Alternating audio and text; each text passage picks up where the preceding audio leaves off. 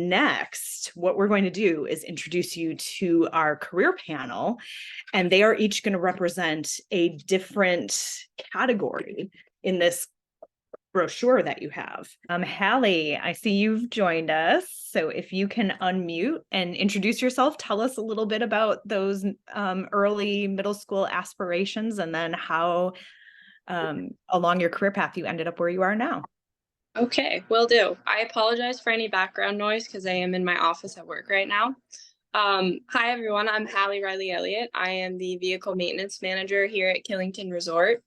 I manage the whole fleet of snowcats, ATVs, snowmobiles, side-by-sides, vehicles, anything on the mountain that has a motor.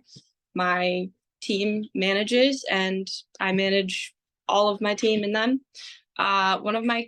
What I wanted to be when I was in middle school was a marine biologist, and then I started working at a ski resort and I fell in love with it.